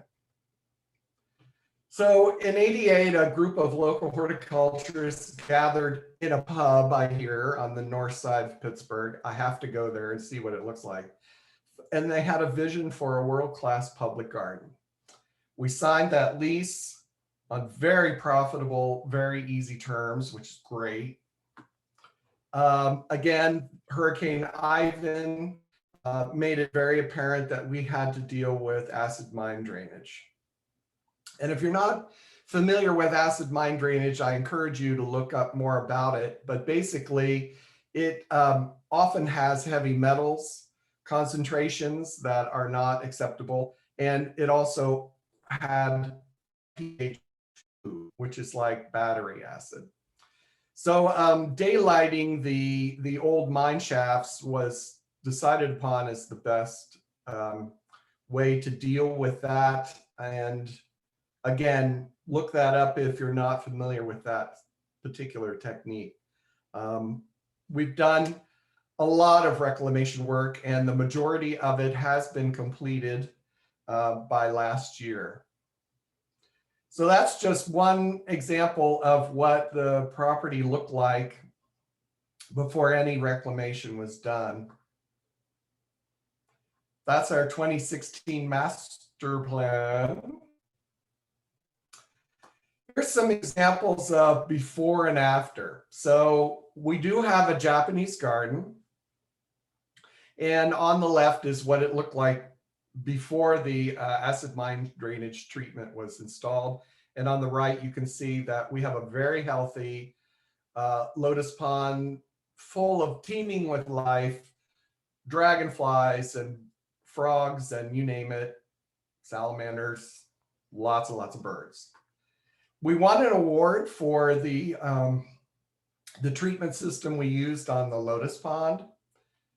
It's actually a very large containment area filled with limestone.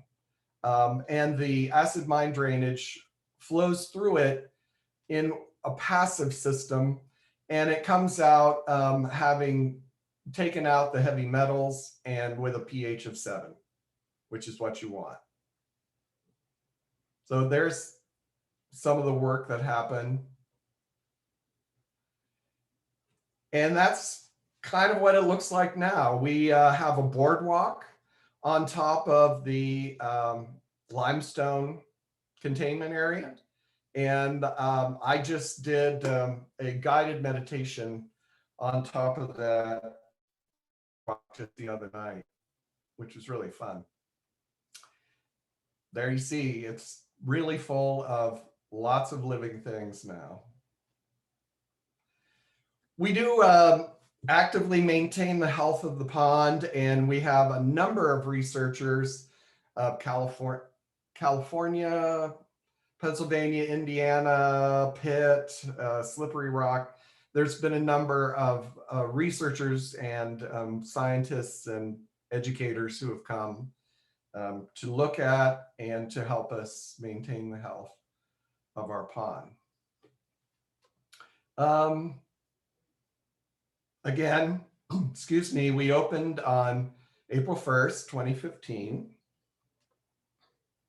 This was the 1870s barn. On the left was what it looked like before. It was basically a maintenance center. And on the right, this is what it looked like after the renovation. Quite a difference, and it's really a beautiful, beautiful structure.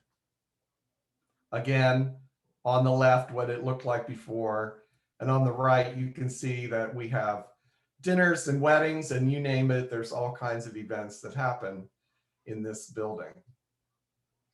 On the right, the 1850s old farmhouse, and on the left, excuse me, and on the right, this is what it looks like now. That had to be reconstructed. It was in very, very bad shape, and there was some issues about mold and asbestos, so we had to reconstruct that. We did daylight the mines. We've had numerous wonderful volunteers come out and help us with planting. Again, we've planted almost 15,000 trees in the last 5 years. We do plan on planting more this fall, could be anywhere from 4,000 to 6,000 trees. We do have to use tubing for the young trees because we do have deer. I know a lot of you have to deal with deer, and so we do too.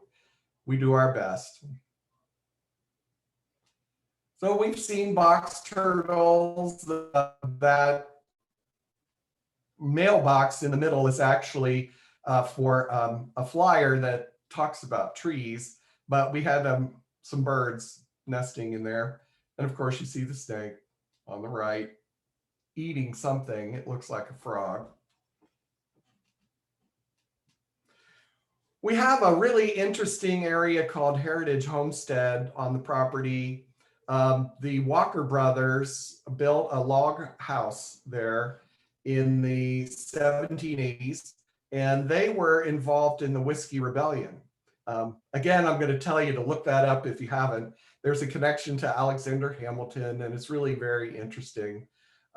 So we have that on our property, and there were heirloom apples that we planted. Spitzenberg, for example, was a favorite of Thomas Jefferson.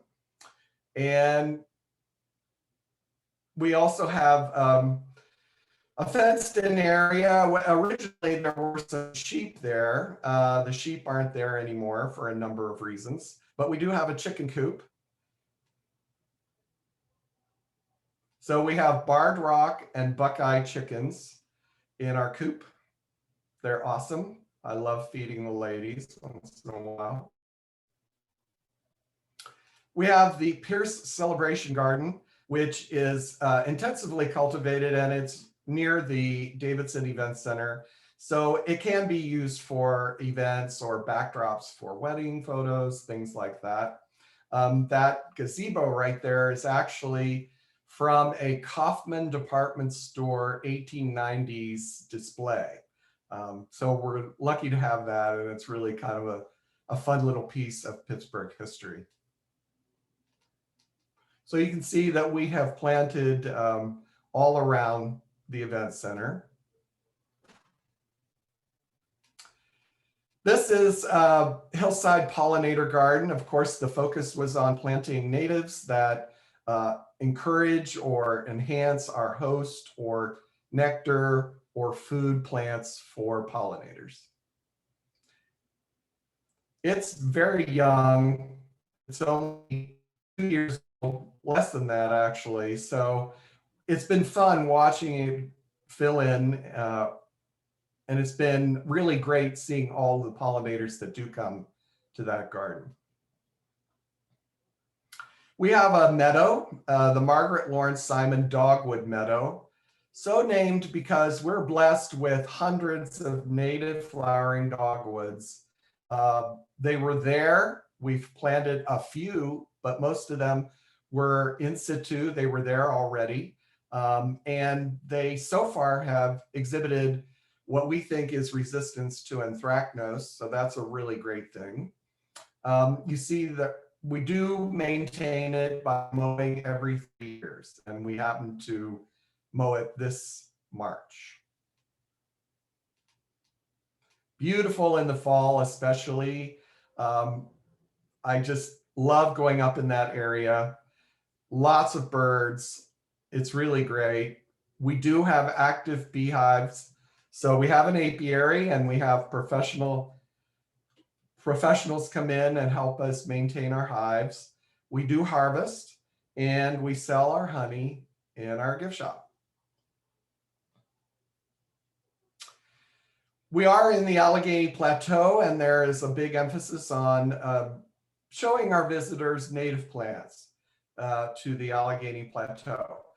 And I will tell you, as someone who grew up in an area that had sort of alkaline soil, we're very lucky at Pittsburgh Botanic Garden to have slightly acidic soil, and you can grow wonderful things like mountain laurel and a lot of other things. We have had goats come in as a way to control some of the alien invasives. This is the Japanese garden again. And, you know, for someone who is asking us, look, you're concentrating on native plants, why do you have a Japanese garden? Well, the fact is that the ecosystems and the environments in Japan, Korea, and parts of China are very similar to North America. And we like to show our visitors that these are examples of plants that you would find in a similar type of temperate environment in Asia. And yes, you might want to think about planting some of these in your own gardens. Pond studies, lots of things going on in that area. We will be expanding it down the road. We have something called Moonlight and Cocoa every December. The Garden of the Five Senses, close to my heart. We just opened this last July. It's an emphasis on, it's a family garden, but it's also an enabling garden. We want it to be accessible to someone who may be on the autism spectrum, for example, or who may have mobility issues. And so at every stop, when you are using your sense, we try to make it as enabling as possible for everybody. Great garden. It was designed by Tara, which is a Pittsburgh company. The principal there is Cindy Tyler. She's very well known for her garden design skills. This is our kaleidoscope, which is a perennial favorite. Soothing sounds, and it just kind of randomly pops up and gets you wet, which is a lot of fun. We put out manipulatives, and I loved it on the left there. These kids just wrote "Be kind," you know, with the tree cookies. We offer pop-up programming, as you see on the bottom there, in every Saturday, April through October. There's a balance beam, very popular. This is our executive director, Keith Kaiser, and he's in the soothing sounds area. So you're using your sense of hearing in that area. Of course, kids love to water things, and it's really kind of fun, even in the winter. Again, lots of programming. We had some programming about bats, and this little girl just loved all of that. She was great.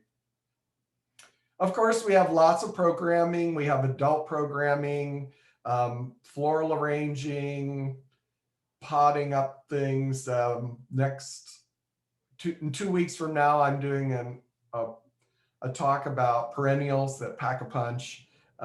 So we do try to have a very active array of education programs. This is Doug Oster. He's a local horticulturist who's pretty well known. And we do seasonal botany walk and talks And we always incorporate an edible, and then we have lunch and incorporate that edible into lunch, which is really a lot of fun. So again, just lots of fun programming that is spontaneous. I personally like to emphasize self-selection for visitors to explore as they wish. So I don't have as many very strict programmed types of activities. Before my time, they had something called Mud Day.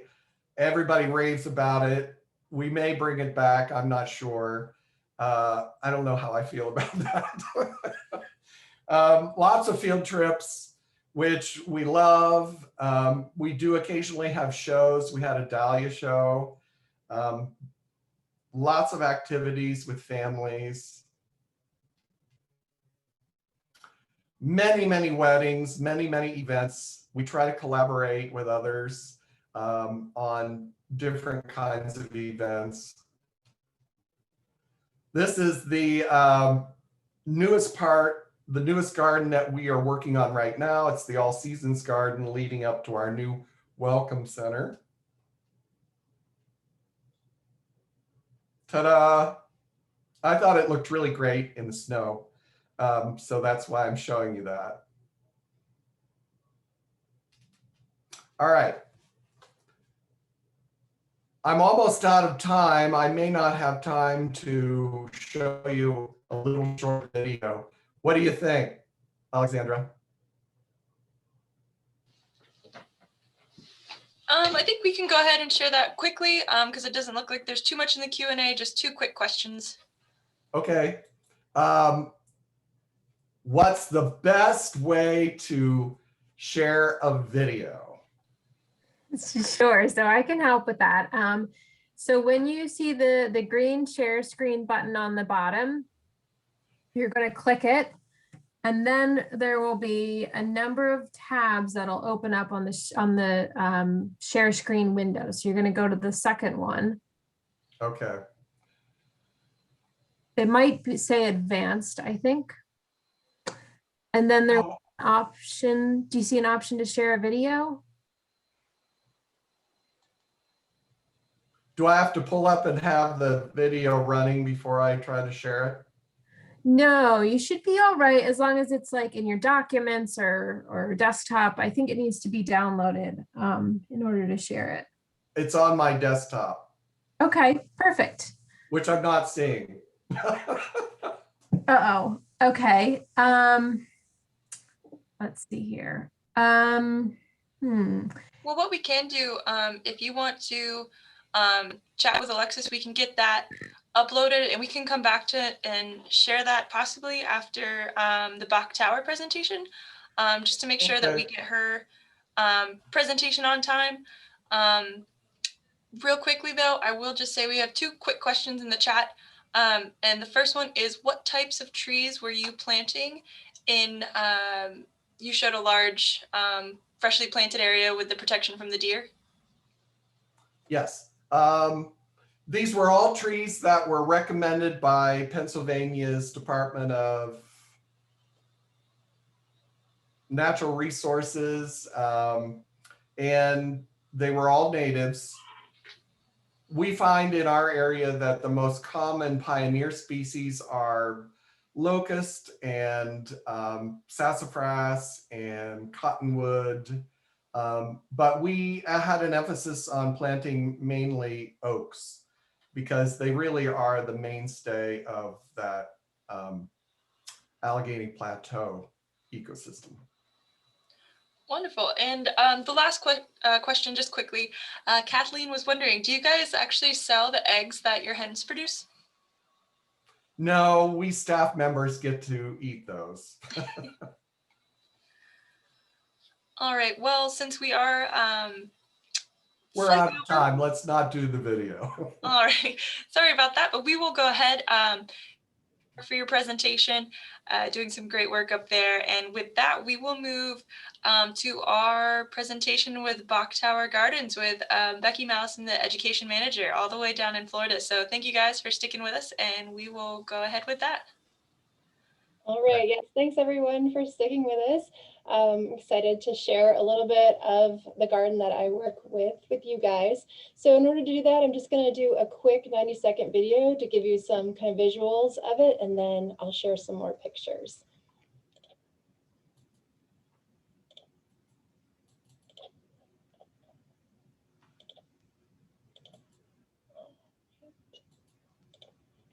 All right, here we go.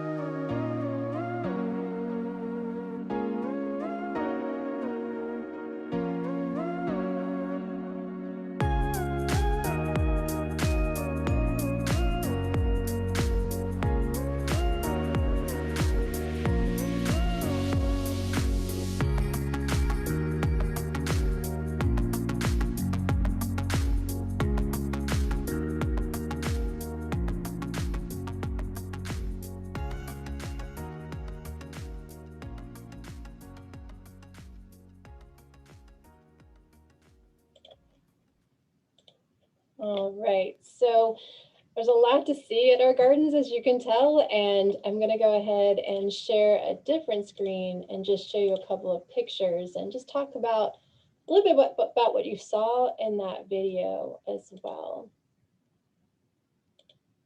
All right. So once again, I'm Becky Mallison. I'm the education manager here at Bok Tower Gardens. And this is a picture of our visitor center. And our motto is right here above our name, make you the world a bit better or more beautiful because you have lived in it. And that was what Edward Bok's grandmother said to him when he was a young boy. And everybody's unique and everybody has amazing gifts to give to this world. And Edward Bok was inspired to give this garden as a gift to the American people because he really did live the quintessential American dream. He came over here to the States when he was just 6 years old, and he worked his way up to be the youngest ever editor of the Ladies' Home Journal, and that's how he made his money. So the gardens here in Lake Wales, Florida, which is about an hour south of Orlando, Bok Tower Gardens is an expression of his desire to make the world a bit better or more beautiful because he had lived in it. And we think he did an amazing job. And every one of us here at the gardens really takes this to heart. And we really try to make the world a bit better for all of our visitors and guests that come. So we really are a garden for beauty, peace, tranquility, serenity, just to connect back to nature. Mr. Bok really felt that the electrically driven people of the 1920s needed a break. So we provide that for the people now of this century. So this is a picture of our visitor center. We did revamp it all in October 2019. And this is an exquisite replica of the tower that we have here at the gardens. Just wanted to kind of show you that quickly because I'm gonna cut right to a picture of the real tower. But inside our visitor center, you see the monitor at the bottom of the screen. You can actually take a virtual tour inside and outside our singing tower, as well as singing towers around the world. So we call it a singing tower because it actually is a really large musical instrument. We have 60 bells in our tower. And so just kind of, this is the quintessential picture of Bok Tower Gardens. This is the most photographed spot, the tower with the reflection pool in front of it. And we were originally also a bird sanctuary. Mr. Bok loved birds and was very instrumental in conservation of birds. And so at the very top of the tower, if you look at the very tippy top, you'll see 4 figures. A lot of people think that they are people, but they're actually herons. And so there's 8 of them, and 4 are female with nestlings at their feet, and 4 are male with fish in their mouth. So if we go down from there, you see the large swath of tile. That's where the bells are. So we do have 60 bells, and I'll show you some pictures of those in just a moment. So the colorful tile has a tree on it. There's baboons, there's birds. It's just really beautiful and really colorful. It hides the grill work so you can hear the bells. So it's not solid, there's grill work behind it, and you can hear the bells throughout the gardens as they ring. As you move further down, you see more tile work. That next part is where our carillonneur has his studio. And if you go all the way down, you'll see our brass door. So it is a brass door that is the only entrance and exit to the tower. Our tower is made of all natural earth materials because that was the style. Our gardens started being built in 1924 and were finished in 1928. The tower was finished in about a year and a half from 1927 to 1928. So the materials that were used, you can see the pink and gray marble from Georgia. The coquina is the brown stone that's on either side and between the marble. That's from St. Augustine, Florida. And of course, we've got the brass door as well. It depicts the story of creation, all the way from Let There Be Light to Adam and Eve being tossed out of the Garden of Eden. We also have Mr. Bach's grave, as you can see right in front of the brass door on the lawn. So he loved this garden so very much. His wife kind of convinced him that when he passed that he should be buried here. So that is where he's buried. And as you can see the water, we have a moat around the tower. So we have our reflection pool and then a garden and then a moat as well. So when you saw the pictures in the video of the koi are all in the moat and everybody loves feeding them. I guess I should point out one more thing. You can see the band of birds carved into the tower right under that red door as well. So there's lots of symbolism on the tower and in the gardens, birds and things about the Bible and Aesop's fables. There's a tortoise and the hare and carved on the tower. Just really interesting, beautiful artwork, basically. So like I said, we do have bells. We have 60 bells. The smallest is about 16 pounds and the biggest is about 24,000 pounds. So our bells do not swing. It's actually the clappers. So you can see the black clappers in this picture inside of the bells. And so when our carillonneur plays on the keyboard, the strings move, the wires move, and the clappers tap the inside of the bell. And so that's how the music is made. So all 60 bells are different sizes in order to make different notes. This is a picture of our carillonneur, the 4th in our history. He's kind of a rock star in the carillon world. He's absolutely amazing. This is Geert de Hollander, and he's actually inside our largest bell, which is our Bourdon bell. It's 24,000 pounds, and the clapper that he's touching is 400 pounds. So he does have to use his feet to play the bigger bells because the clappers are just so large, and he uses his hands to play the smaller bells. And he does that simultaneously, which is really amazing. He's been playing the bells since he was like 5 or 6 years old. He's Belgian, and his dad was also a carillonneur. And you can see a lot more of the wires connecting all of the bells in this picture on the right. And you can also see the grill work, the tile, the grill work behind him. And then that tile is that kind of light tan shaded. You can see leaves there. That's the tile from the outside of the tower. So our gardens were designed by Frederick Law Olmsted Jr., who did the White House grounds, among many, many other famous gardens. So Mr. Bok, he went ahead and just got the best of the best, basically, to design this garden. Same with the tower. He got the best artisans, the best craftsmen, and he pretty much set them loose and said, you know what, just build me something beautiful, make it amazing. And they did a really, really good job. So this is the classic Olmsted Gardens, one of the many spots in the gardens where you can see the classic Olmsted Gardens. You can also see in this picture all of our azaleas. So we are known for our azaleas and our camellias.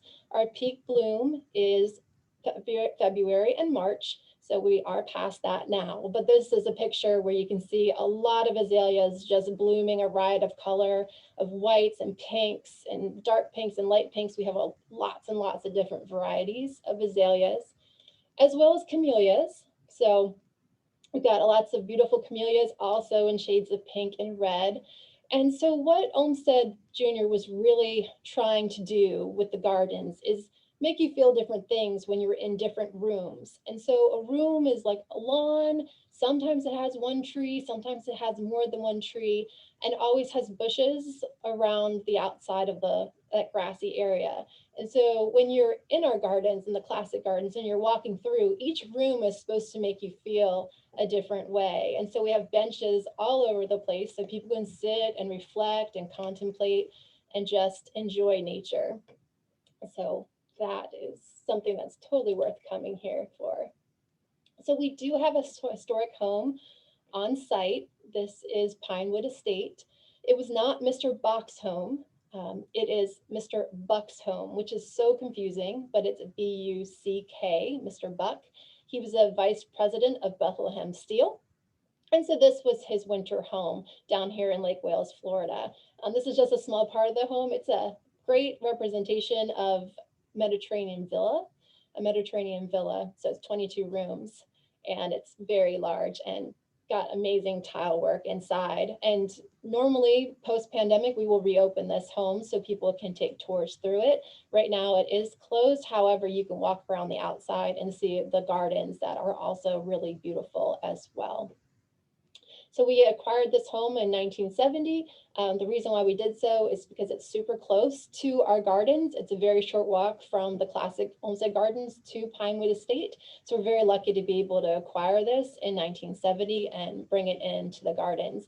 Now, Mr. Bok's home is still up and it is privately owned, and it is too far away from our gardens to really make it worthwhile acquiring.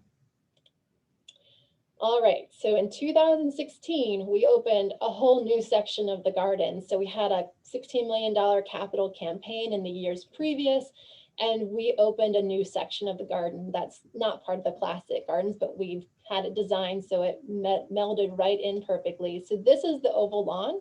It's our primary wayfinding station. You can see the tower in the distance there. So there's a path so you can walk to the tower. There's a path to walk to Pinewood Estate, a path to walk to our wild garden, and a path to walk to our edible garden and our children's garden. And this is also the place where we have been having our events, outside events, concerts. So we've actually, during this pandemic, just this spring, we put a stage up on this lawn, and then we actually let people sit on blankets or bring their own chairs. And we've actually had some really amazing concerts out here, socially distanced and being very careful with everyone's safety, of course. This is our edible garden and our outdoor kitchen. So this is part of the new part of the garden. It's got amazing, amazing vibes. We do culinary programs in the outdoor kitchen. I always have a field trip activity in the outdoor kitchen for the kids.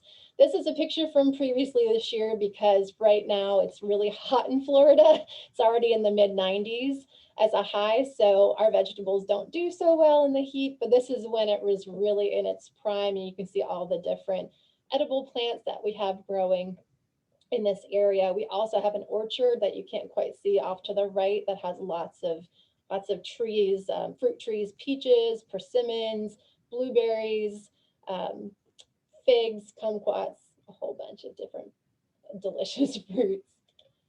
All right, so our children's garden is called Hammock Hollow, and I don't really know how to explain Hammock Hollow because it's such an amazing place, but I think this picture really shows you the sense of wonder that kids get from being inside Hammock Hollow. So it's fully fenced, it's 2.7 acres, and we have 18 different play areas. So everything from art, our Doodlebug art place where they can draw and put the creations on a clothesline for everyone to see, to blocks, to a word garden where words painted on rocks and you can move them around like a poetry set. This is Bobcat Scramble where she and her brother are looking through the gravel for shark's teeth because we get this gravel from Mosaic Company and there's always shark's teeth in it somewhere if you look hard enough. We also have a sandbox that's shaped like an indigo snake, gopher tortoise burrows with beautiful paintings inside about how the gopher tortoise is really important for the sandhill ecosystem. Oh goodness, climbing places, lots of climbing, fox den, and just so many fun things for the kids to do. And of course, it's Florida, so you have to have a splash pad. So we do have a river walk where there are dancing fountains so the kids can get soaking wet if they'd like to. And of course, we do have our natural areas. So we have about 70 acres under cultivation, the gardens proper. And then we have about 600 acres of natural lands. Now, they're not all contiguous, but we do have a couple hundred that are super close to the gardens. So you can walk through nature trails here. This is a blue lupin. If you touch the leaves on this blue lupin, it feels just like a blanket. It's so soft. But we've got trails for people to walk, and we are also purchasing land to conserve it. So right around our gardens, we do have our eye on certain parcels of land that when they do go up for sale, we are hoping to buy those to make sure that we always have the great view that we have from the tower area, but also because we want to take the land and turn it back into sandhill ecosystem what it once was. So a lot of times we'll purchase old orange groves and we'll pull the trees down and turn it under and just really work for conservation and get that back to what it was supposed to be as much as we possibly can. This was all sandhill ecosystem before Mr. Bok transformed it into the gardens. So just to leave you with a couple of things, of course, this is Mr. Bok, our founder picture, but in case you ever want to check us out, we've got our website. If you hit our Facebook page, we do live stream carillon concerts every week. I'm not sure exactly which days it is, but you can always go back and view any of the carillon concerts on our Facebook page. Just go look for videos. I will tell you the one to check out is our May 4th concert, because it was May the 4th be with you. So we have Baby Yoda and Darth Vader made an appearance, and our carolliner played all sci-fi songs. So themes from Star Wars and Star Trek and Harry Potter. And like I said, he's a rock star. He can take any piece of music and change it into carillon music, which is actually an amazing talent. And he also wins awards for his compositions too. So Facebook is a great place to find us. And then, of course, just a couple of things if you wanted to check out cafe and shop if you happen to be down here. But yeah, definitely check us out. We hope to see you. And that was it. So I'm going to stop sharing. Thank you so much for the wonderful presentation. It does look like we have some questions here for you real quick. So the first one, where did the skilled marble artisans come from? Okay, so the marble was done by Louis Lowry. That's the gentleman's name. I mean, he was a designer, but his artisans actually crafted those sculptures on site. So the marble was shipped up from Georgia by train, and then it was offloaded and actually carved on site. So all of the eagle sculptures, the heron sculptures, all of that band of birds around the tower, that was all carved like on the tower. So pretty amazing. So it was Louis Lowry. Yeah, that is incredible. It looks like the second question here you kind of touched on already, but does the Carillon Tower accept musical requests from guests? And I do see the second part of the question is if the recorded performance audios are captured, and that I believe you said was Facebook? Yes, so our Facebook, Bok Tower Gardens, just search it on Facebook. And in our videos, we definitely have carillon concerts all the way. We really started doing that during the pandemic to connect people to the gardens, the people that usually come, but it just took off. And now we have people from all around the world listening to Geert's carillon concerts. So that's pretty awesome. Does it take requests? That's a good question. Not that I know of. Geert tries to do a lot of different musics. I mean, he's taken requests from me.